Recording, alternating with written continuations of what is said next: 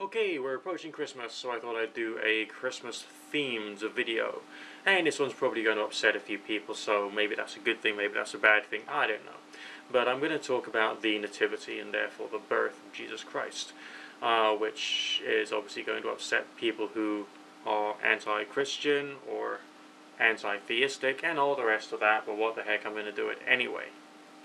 But from what angle am I going to do it? I mean, sure, I might as well call myself a Christian, as I've been going to church since the 2nd of January this year of 2011. So I might as well call myself a Christian. But more importantly than that, and I would say more powerfully than that, I'm still a transcendental deist. And that is something I always have been and always will be. And therefore I've got to interpret everything not from a literalistic point of view, but from a symbolic point of view or an allegorical point of view. So if we were to have a look at the nativity scene, what would we see there? Well, you can't just listen to some guy on YouTube, or maybe you could, maybe you couldn't, I don't know. But I watched a documentary a while ago, and there was a cardinal, a bloke in all the red robes, who was doing his presentation to everybody else.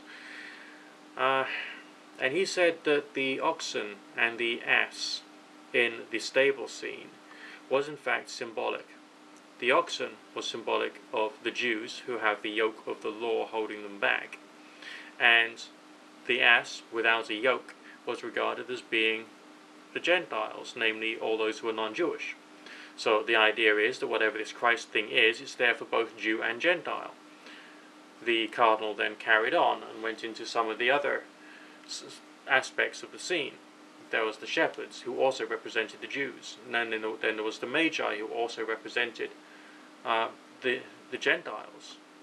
Then there was the gifts that the Magi brought to the Christ child, such as gold, frankincense, and myrrh.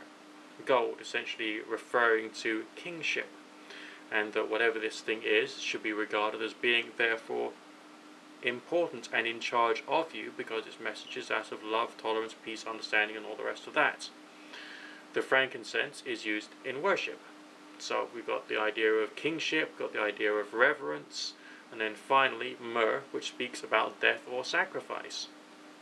Some people say that this is a direct relation to Jesus Christ being crucified, but as Jesus Christ comes back from the dead, was he truly crucified? Because if you're going to sacrifice something, it's going to go, and it's going to go forever.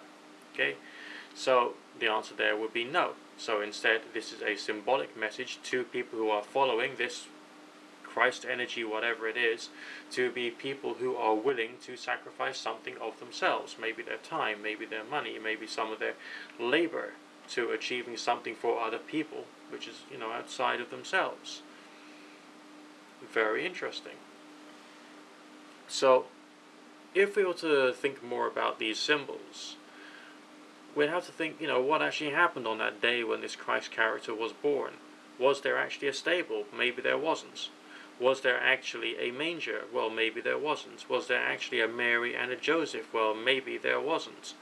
And maybe the whole thing is a scene which is there to convey a complex message to people that whatever this is, it's there for everybody. It's there to hold everyone together. It's there to bring everybody together.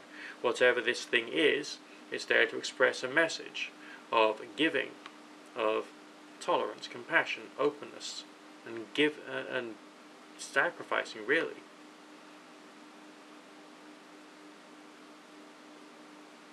So, if you were to, in your mind's eye, visualize this scene,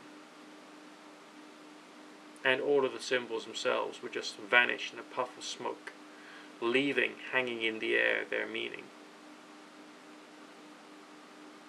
And I mean their meaning without any dogma that's been laid on it by, individuals who only refer back to certain key parts of the Old Testament and say this is what you have to follow, or this is what you have to be, or their, ideas against abortion or masturbation or whatever is going on in certain aspects of the church. What would be left? What would be left? Just a concept hanging in the air.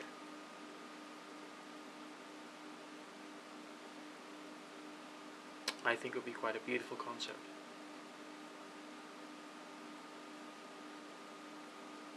And I think that is what the whole scene was supposed to have been about all along. maybe Christ himself did not actually exist. But the message from the people who tried to create this culture was very different to that of certain aspects of Orthodox Judaism and the pagan cultures of the times.